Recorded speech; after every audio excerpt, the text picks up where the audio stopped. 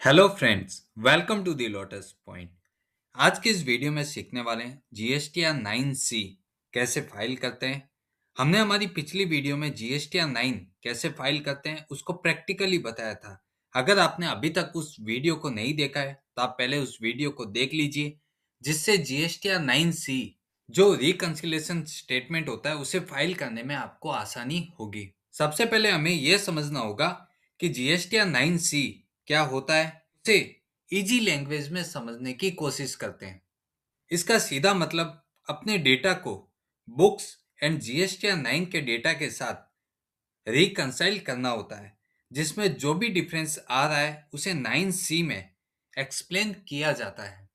तो जो भी बुक्स और जीएसटी या 9 में आपने डेटा दिखा है, अगर उसमें कुछ भी मिसमैच है तो उसका क्लैरिफिकेशन जीएसटी या 9 में देना होता है। जीएसटी या 9C जिनका टर्नओवर 5 करोड़ से ज्यादा होता है, उन्हें मैंडेटरी जीएसटी या 9C फाइल करना ही होता है। अब यहाँ पे सवाल आता है कि हमने हमारी एनुअल रिटर्न फाइल कर दी है जीएसटी या 9, तो फिर जीएसटी या 9C क्यों फाइल करना होता है, उसके क्या रीजंस होते हैं, उनको हम यहाँ पे समझने की कोशिश करते हैं। टर्नओवर को मैच करने के लिए अगर आपने कोई भी अमेंडमेंट किए हैं, टर्नओवर में मिसमैचेस है, तो उसको आप यहाँ पे रिकंसाइल कर सकते हो। Tax payable versus tax paid, आपकी बुक्स ऑफ अकाउंट्स में कितना टैक्स पेबल आ रहा है और आपने ड्यूरिंग द ईयर कितना टैक्स का पेमेंट किया है। अगर इसमें कहीं पे शॉर्ट टैक्स है या फिर एक्सेस टैक्स का पेमेंट हुआ है तो उसका आपको यहाँ पे रिकंसिलेशन करना होगा। ITC as per books and ITC claimed on returns, इन दोनों में जो भी वेरिएंस आ रहा है उसको आपको रिपोर्ट करना होता है। अगर कोई शॉर्ट या फिर एक्सेस पेमेंट हो गया है, उसकी रिपोर्टिंग आपको यहाँ पे देनी होगी। अगर आपने कोई शॉर्ट या फिर एक्सेस आईटीसी का क्लेम आपने कर लिया है तो उसको भी यहाँ पे आपको शो करना होगा। तो एनुअल रिटर्न में आप अपनी बुक्स को वेरीफाई करते हैं। यहाँ पे जो जीएसटी की रिकंसिलिएशन स्टेटमेंट है जो जीएसटी या 9C में फाइल होती है, ये सब पॉइंट्स है जिनको आइडेंटिफाई करके डिस्क्लोज करना होता है।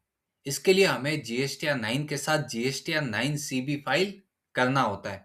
अगर आपका टर्नओवर 5 करोड़ से ज्यादा है तो ये आपके लिए मैंडेटरी है कि आपको 9C फाइल करना ही होगा। तो चलो अब इस वीडियो को शुरू करते हैं और इसे प्रैक्टिकली समझने की कोशिश करते हैं। इसे कहां से और कैसे फाइल किया जाता है और इसे फाइल करते समय क्या प्रैक्टिकल चैलेंजेस आ रहे हैं उसे भी हम यहाँ पे समझने की कोशिश करेंगे। तो सबसे पहले आपको जीएसटी या 9C फाइल करने के लिए इसकी एक्सेल यूटिलिटी जो जीएसटी पोर्टल पे अवेलेबल है उसको आपको डाउनलोड करना होगा और उसी फाइल में से आपको जेसन फाइल बनाना होगा, जो आप एक्सेल यूटिलिटी में सब डेटा फिल करके बिना किसी एरर के जेसन फाइल जनरेट कर सकते हैं और वही जेसन फाइल आपको पोर्टल पे अपलोड करनी होती है। तो इस पूरे प्रोसेस को हम प्रैक्टिकली समझने की कोशिश करते हैं।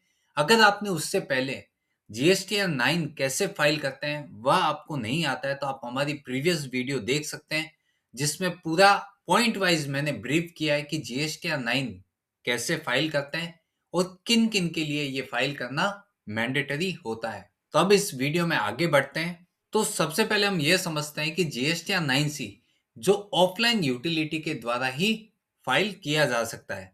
तो उसके लिए आपको सबसे पहले gst.gov.in वेबसाइट पे आ जाना है।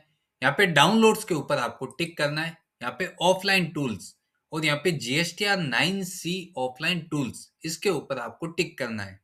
यहाँ पे आप देख सकते हैं कि the utility can be downloaded from this link, इस लिंक के ऊपर आप टिक करेंगे तो आपको एक जिप फाइल डाउनलोड हो जाएगी। इस जिप फाइल को आप कोई एक फोल्डर के अंदर आप सेव कर सकते हैं। हमने इस जिप फाइल को यहाँ पे सेव कर लिया है। अब आपको इसको राइट क्लिक करके जिप फाइल को एक्सट्रैक्ट कर लेना है। जैसे ही आप एक्सट्रैक्ट करेंगे यहाँ पे जीएसटी या 9C ऑफलाइन यूटिलिटी की एक्सेल फाइल आपको अवेलेबल हो जाएगी। अब हम यहाँ पे समझते हैं कि इस एक्सेल को किस तरह आपको फिल करना है और किस तरीके से आपको इसको जीएसटी या 9 के साथ मैच कराना है। अगर इस यूटिलिटी में दिया डेटा आपका जीएसटी या 9 के साथ मैच नहीं होगा तो आपकी हर टाइम जेसन जनरेट करने में वैलिडेशन एरर आती रहेगी। और आप इस वीडियो को पूरा देखें, जिससे आपको एक एक पॉइंट में आपको यहाँ पे क्लियर करूंगा और जहाँ पे लोगों को मेजर क्वेरीज रहती है उन सब पॉइंट्स को मैं यहाँ पे कवर करने की कोशिश करूंगा। तो मेक श्योर है आप इस वीडियो को पूरा देखें, इसका कोई भी पार्ट आप स्किप ना करें। तो सबसे पहले हम इस एक्सेल यूटिलिटी को ओपन करते हैं। जैसे ही आप फाइल ओपन करेंगे यहाँ पर इनेबल एडिटिंग का ऑप्शन आएगा, इसके ऊपर आपको टिक करके इस फाइल को आपको इनेबल कर लेना है। हर एक्सेल का फॉर्मेट अलग होता है, बहुत सारी एक्सेल में ये ऑप्शन अलग अलग तरीके से प्रेजेंट होता है, तो वहां पे आपको इस ऑप्शन को यस कर देना है। जैसे ही आप इस ऑप्शन को यस करेंगे आप पूरी एक्सेल में एडिटिंग कर सकते हैं। तो सबसे पहले आप जब भी 9C को आप फिल करना चाहते हैं उसके लिए आप मेक श्योर रहें कि आपने अपना एनुअल रिटर्न फाइल कर दी है। एनुअल रिटर्न अगर आप जब तक फाइल नहीं करेंगे आपको पोर्टल 9C को फाइल करने की परमिशन नहीं देगा। मेक श्योर है कि आप अपने एनुअल रिटर्न को फाइल कर दिया होगा। अब यहाँ पे एक दूसरी बात आती है कि जब भी आप एनुअल रिटर्न को फिल करते हैं तो आप उसकी एक पीडीएफ को डाउनलोड कर लें, क्योंकि 9C में एनुअल रिटर्न और बुक्स के साथ जो आपका डेटा मिसमैच आ रहा है उन मिसमैचेस को आपको यहाँ पे फाइंड आउट करके उनकी क्लैरिफिकेशन देनी होती है। तो हम सबसे पहले जीएसटीआर 9 जो फाइल किया हुआ है उसकी एक पीडीएफ यहाँ पे डाउनलोड कर लेंगे। हमने यहाँ पे जो जीएसटीआर 9 फाइल किया है उसकी फाइनल कॉपी यहाँ पे हमने ओपन कर ली है। अब आपको वापस एक्सेल के ऊपर आ जाना है।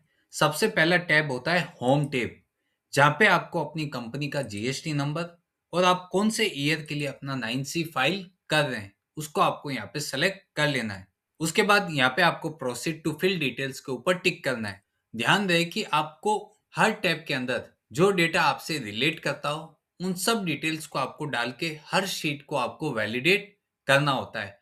अगर आपके डेटा में कोई मिसमैच या क्वेरी होगी तो यहीं पे आपको वैलिडेशन एरर आ जाएगी। तो मेक श्योर है कि आप अपने डेटा को अच्छे से फिल करें। तो सबसे पहले हमें कंपनी की जीएसटी डिटेल और कौन से ईयर का आप रिटर्न फाइल कर रहे हैं वो डिटेल आपको डालनी होती है। उसके बाद अगली सीट आती है रिकंसिलेशन ऑफ ग्रॉस टर्नओवर। इसका मतलब होता है कि ये टर्नओवर आपको अपने बुक्स और एनुअल रिटर्न के साथ मैच करना होता है। तो इसमें सबसे पहला ऑप्शन आता है कि turnover as per audited financial statement. अगर आपकी बुक्स ऑफ अकाउंट्स की ऑडिट हो गई है तो जो P&L में आपने टर्नओवर की वैल्यू दिखाई है वो टर्नओवर की वैल्यू आपको यहाँ पे शो करनी होगी। जैसे हमारी कंपनी का टर्नओवर है 14,70,67,555। अब यहाँ पे एक और चीज है कि मैंने हमारी जो एनुअल रिटर्न फाइल करते हैं उसमें मैंने टर्नओवर की कैलकुलेशन बताई थी। टर्नओवर की कैलकुलेशन में taxable supplies, exempt sales, non GST supplies, export sale, उन सब सेल को आपको यहाँ पे टर्नओवर की कैलकुलेशन में शामिल करना है। तो यहाँ पे सेल्स अकाउंट में जो सेल्स आ रही है ओनली, और यहाँ पे आप देख सकते हैं कि इनडायरेक्ट इनकम में प्रॉपर्टी रेंट, ये जो पार्टी है इनको रेंट इनकम हो रही है जिसके ऊपर भी ये जीएसटी कलेक्ट करते हैं। तो हमारा जो बिजनेस का टर्नओवर होगा वो sales and plus property rent, इस अमाउंट को टोटल करके आपको टोटल ऑडिटेड फिगर के सामने आपको पुट करना होगा। तो यहाँ पे turnover as per audited statement, ये अमाउंट आपकी यहाँ पे शो हो गई। अब हम जो कंपनी का काम कर रहे हैं उनका मल्टी स्टेट में काम होता है। उनका एक ही पैन नंबर में कम से कम 13 स्टेट में जीएसटी रजिस्टर्ड है। जो उनकी ऑडिटेड बैलेंस शीट है वो हो सकता है कि कंसोलिडेट होके बनती है। तो आपने जो भी P&L में फिगर आता है वही फिगर आपको यहाँ पे मेंशन करना है। अगर आपकी सेपरेट कंपनीज की सेपरेट ऑडिट होती है तो आप यहाँ पे सेपरेट फिगर भी यहाँ पे मेंशन कर सकते हैं, बट हमारे केस में कंसोलिडेट बैलेंस शीट बनी है तो हमने यहाँ पे टोटल टर्नओवर यहाँ पे मेंशन कर दिया है।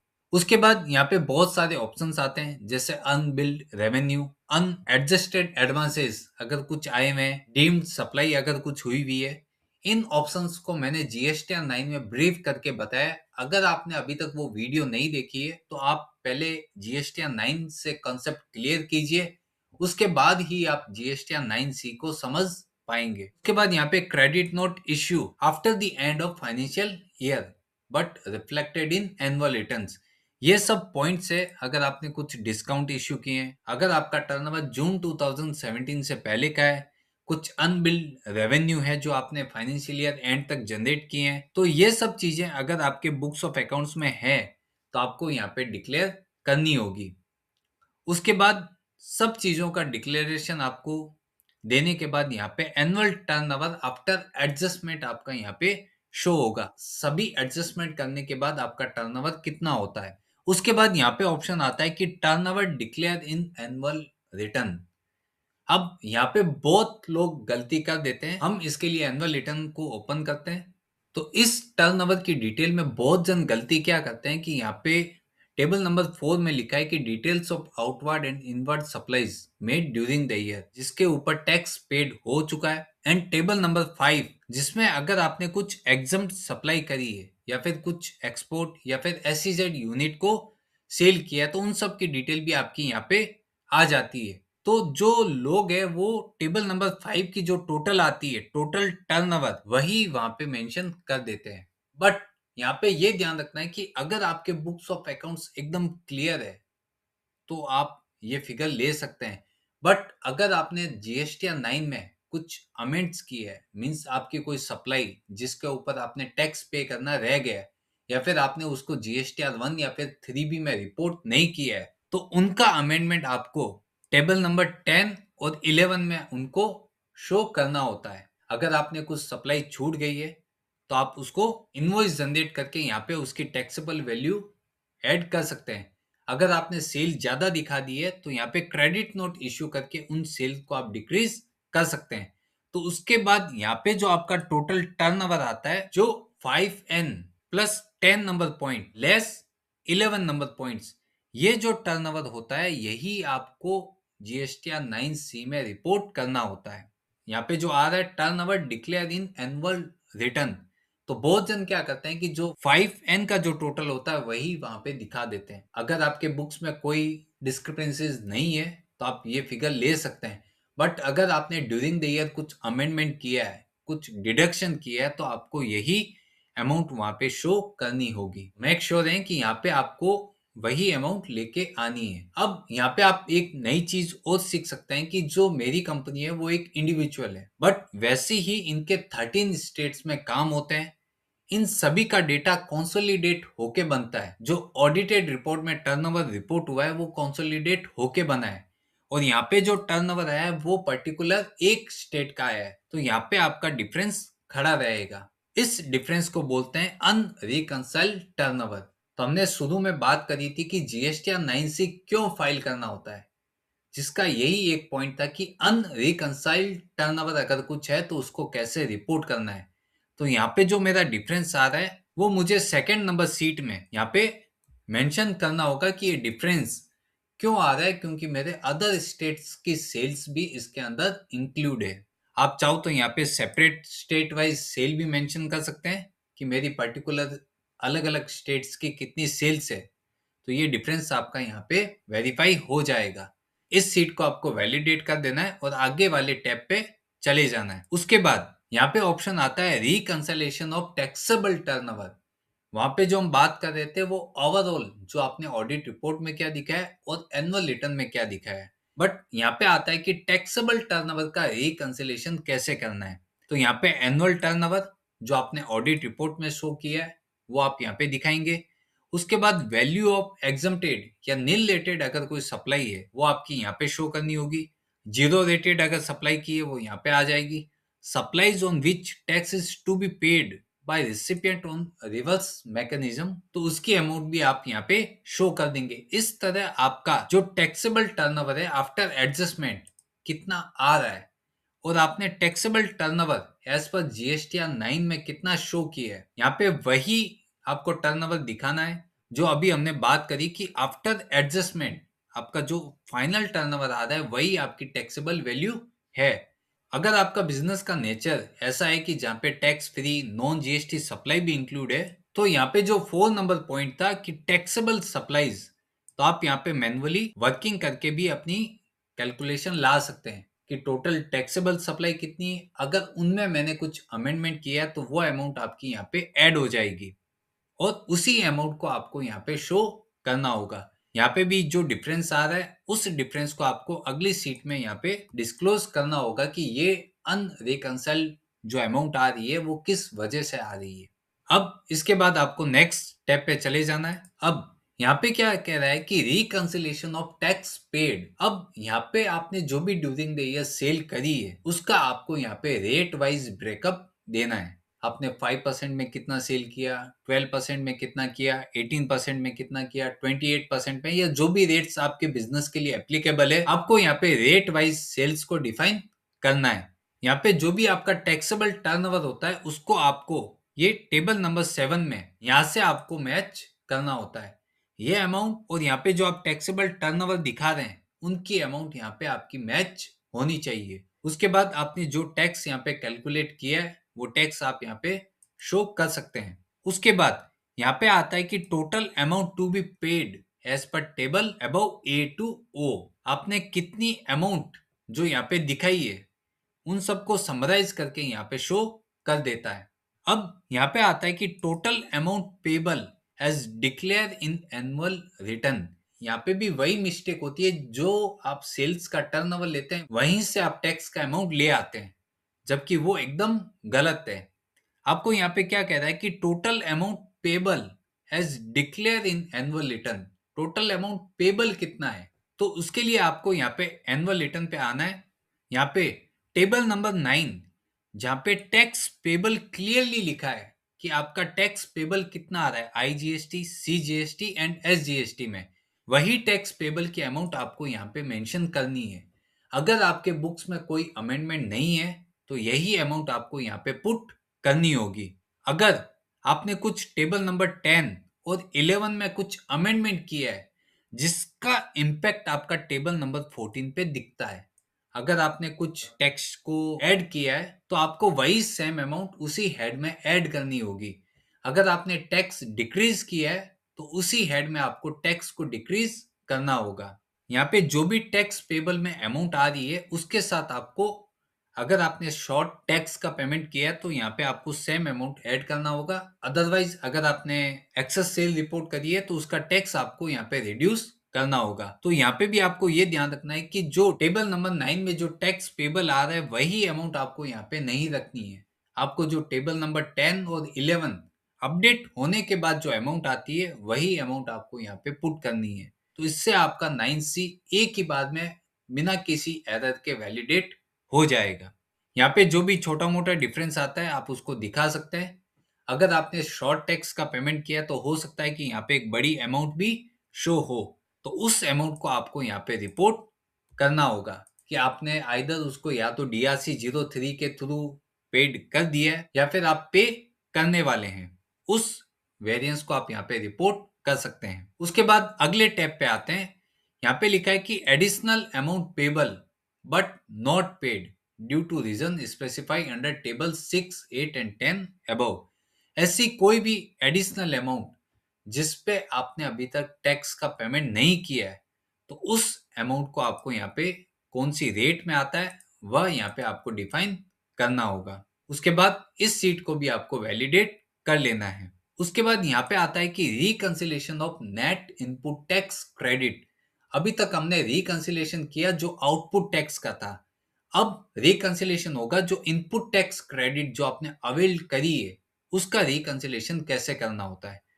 तो यहाँ पे सबसे पहले आता है कि आईटीसी क्लेम्ड इन एनुअल रिटर्न। हमें इस पॉइंट से चलना है। अगर आप नीचे से चलेंगे तो आप मेक श्योर हैं कि आपको इसमें कोई भी प्रकार की एरर नहीं आ सकती है। तो यहाँ पे आपको सबसे पहले ई नंबर पॉइंट से आपको स्टार्ट करना है कि आईटीसी क्लेम्ड इन एनुअल रिटर्न। आपने कितनी आईटीसी को क्लेम किया है जो एनुअल रिटर्न जीएसटी 9 में रिपोर्ट हुआ है। उसके लिए आपको एनुअल रिटर्न पे आ जाना है।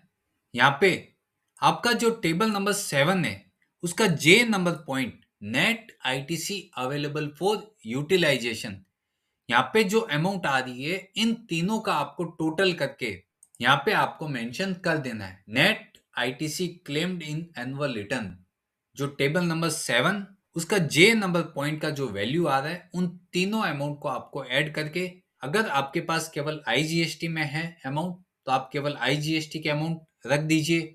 अगर आपके पास तीनों में कुछ ना कुछ वैल्यूज है तो तीनों की अमाउंट को आप क्लब करके एक साथ यहाँ पे शो कर दीजिए। उसके बाद हमको यहाँ पे ये दो डिटेल्स को देखना है कि आईटीसी अगर आपकी प्रीवियस ईयर की थी जिसको आपने करंट ईयर में अवेल करी है, और सेकंड जो आईटीसी आपने इस साल की थी जो आप नेक्स्ट ईयर में अवेल करने वाले हैं, उन दोनों की डिटेल को आपको यहाँ पे लिख देना है। अब यहाँ पे एक सीधा सा जबरदस्त फॉर्मूला है जो शायद ही आपको किसी ने बताया होगा।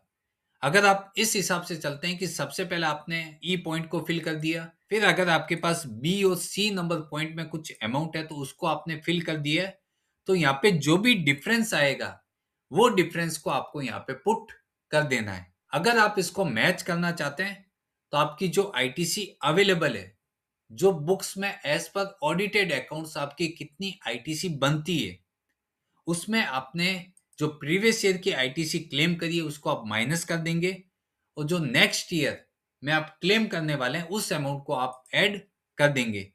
अगर ये सब फॉर्मूला आपको नहीं याद रहता है तो आप यहाँ पे सीधा सा रखिए कि जो भी डिफरेंस आ रहा है उस डिफरेंस को आप यहाँ पे पुट कर दीजिए। ये पोर्टल एकदम सही अमाउंट ही यहाँ पे कैलकुलेट करेगा। अगर आप चाहते हैं तो उसकी आप मैन्युअली कैलकुलेशन भी कर सकते हैं, अदरवाइज आप यहाँ पे जो डिफरेंस आ रहा है उस डिफरेंस को आप यहाँ पे पुट कर सकते हैं। तो बहुत जन क्या होता है कि यहाँ पे शुरू से स्टार्ट करते हैं और यहाँ पे आते आते उनको ये पता नहीं होता कि यहाँ पे कौन सी अमाउंट शो करनी होती है, तो उसकी वजह से यहाँ पे डिफरेंस खड़ा रहता है। तो मेक श्योर है कि आप ई नंबर पॉइंट से स्टार्ट करें और जो डिफरेंस आता हो वो आप यहाँ पे ए नंबर पॉइंट पे लिख सकते हैं। और ई नंबर पॉइंट में आपको हमेशा ध्यान रखना है कि टेबल नंबर 7 का जो जे नंबर पॉइंट है वही आपको क्लब करके वहां पे अमाउंट शो करनी होती है।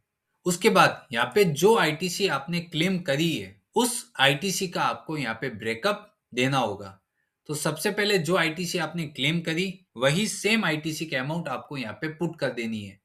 उसके बाद आपने उसका ब्रेकअप आपको यहाँ पे शो करना होगा, जिसमें आपने परचेज में कितना आईटीसी क्लेम किया है, फ्रेट के ऊपर कितना, import of goods, power and fuel या जो भी आपके बिजनेस के एक्सपेंस है उसके ऊपर आपने कितना कितना जीएसटी की इनपुट क्रेडिट क्लेम करी है। इन सब का टोटल आपका यही आना चाहिए। अगर आपकी यही अमाउंट आ गई तो आपका यहाँ पे डिफरेंस 0 आ जाएगा। तो मेक श्योर है कि आपको ये अमाउंट प्रॉपर कैलकुलेट करनी है और उसको हेड वाइज यहाँ पे आपको बाइफर्केशन उसका देना है, और यहाँ पे डिफरेंस अमाउंट में आपका 0 वैल्यू ही आनी चाहिए। अब इस सीट को भी आप वैलिडेट कर लीजिए। उसके बाद आप नेक्स्ट स्टेप पे जाएंगे। यहाँ पे अगर आपका कोई भी रिकंसिलेशन में अनरिकंसाइल्ड आईटीसी कुछ बचती है तो उसको आप यहाँ पे रिपोर्ट कर सकते हैं कि जो भी मेरी आईटीसी है उसको मैं नेक्स्ट ईयर क्लेम करूंगा, या फिर जो मेरी प्रीवियस ईयर की आईटीसी है सो एंड सो अमाउंट जिसको मैंने इस ईयर में क्लेम करी है। इस सीट को भी आप वैलिडेट कर देंगे। उसके बाद नेक्स्ट सीट के ऊपर जाएंगे जहां पे ये कह रहा है कि tax payable on unreconciled difference in ITC. अगर आपकी कोई भी आईटीसी जिसमें डिफरेंस रह रहा था, क्या उसमें आपको टैक्स पेमेंट करने के लिए आ रहा है या फिर आपने उस टैक्सेबल अमाउंट का टैक्स पे कर दिया है, तो उस अमाउंट को आपको यहाँ पे रिपोर्ट करना होगा। यहाँ पे नेक्स्ट पॉइंट आता है additional liability due to non reconciliation. अगर आपने इन सब सीट्स में डेटा फिल कर दिया है, इसके अलावा अगर आपका कोई भी ट्रांजैक्शन जो अनरिकंसाइल हो रहा है तो उसकी लाइबिलिटी आपको यहाँ पे डिक्लेयर करनी होगी, जिसको आपने आइदर या तो कैश में पेमेंट कर दिया है या फिर आपने आईटीसी के थ्रू उसको पेमेंट कर दिया है। इस सीट को भी आपको वैलिडेट कर लेना है। जब आप सब सीट को फिल कर लेते हैं आपको होम टैब के ऊपर आ जाना है। जैसे ही आप होम टैब के ऊपर आते हैं यहाँ पे generate JSON file to upload GSTR 9 details on GST portal. अब जैसे ही इसके ऊपर आप जनरेट के लिए टिक करते हैं आपको एक जेसन फाइल क्रिएट हो जाती है। अगर आपकी सीट में कोई भी वैलिडेशन एरर होगी तो आपकी जेसन फाइल नहीं क्रिएट होगी। तो मेक श्योर दें कि आपने सब टैब्स में डेटा बराबर पुट किया है, तभी आपकी जेसन फाइल बिना वैलिडेशन एरर के क्रिएट हो जाएगी। लेकिन आपको यह ध्यान रखना है कि केवल जेसन क्रिएट होना इसका मतलब ये नहीं है कि आपने सही डेटा सीट के अंदर पुट किया है। जेसन केवल उन वैलिडेशन एरर को बताएगा जो सीट में, जैसे आपने कहीं पे 0 नहीं लगाया है या फिर कहीं पे आपने वैल्यू देनी थी वहां पे आपने वैल्यू पुट नहीं करी है या फिर कोई रॉन्ग हेड में आपने गलत अमाउंट डाल दिया है, तो वह सब चीज की जेसन एरर देगा। बट इसका मतलब ये नहीं है कि आपने जेसन वैलिडेट हो गई है तो यह फाइल आपकी जीएसटी पोर्टल पे अपलोड हो जाएगी। उसके लिए आपको मेक श्योर है कि जीएसटीआर 9 के साथ आपने सब डेटा को क्लियरली जैसा मैंने बताया वैसा आपने फिल किया है और आपकी जेएसएन की वैलिडेशन भी सक्सेसफुली हो गई है। अब उसके बाद वापस से आपको जीएसटी पोर्टल पे आ जाना है। तो जहाँ पे आपको जीएसटीआर 9C फाइल करने का ऑप्शन आता है, वहां पे दो ऑप्शन आते हैं, इनिशिएट फाइलिंग और प्रिपेयर ऑफलाइन। तो आपको प्रिपेयर ऑफलाइन के ऊपर टिक कर देना है। तो यहाँ पे ये ऑप्शन आएगा कि अगर आपने जीएसटीआर 9 को फाइल नहीं किया है तो आप 9C के ऑप्शन को यूज नहीं कर पाएंगे। तो मेक श्योर है कि आपने सबसे पहले एनुअल रिटर्न 9 को फाइल कर दिया है, उसी के बाद ही आप 9C को फाइल कर सकते हैं। यहाँ पे आपने जो जेसन अभी क्रिएट करी है उस जेसन को यहाँ पे अपलोड कर देना है। सिस्टम आपके जेसन को वेरीफाई करेगा कि अगर आपका सारा डेटा जीएसटीआर 9 के साथ मैच हो रहा है तो वहां पे एक पॉपअप आएगा प्रोसेस्ड। अगर डेटा आपका कहीं पे भी मिसमैच आ रहा है तो प्रोसेस्ड विथ एरर, तो वहां पे आपको एक एरर शो कर देगा जिसकी आपको रिपोर्ट डाउनलोड करनी होगी। और उसी रिपोर्ट को आपको यही एक्सेल यूटिलिटी में एक ऑप्शन आएगा open GSTR 9C Jason error file. यहाँ पे आपको उस जेसन को यहाँ पे अपलोड कर देना है।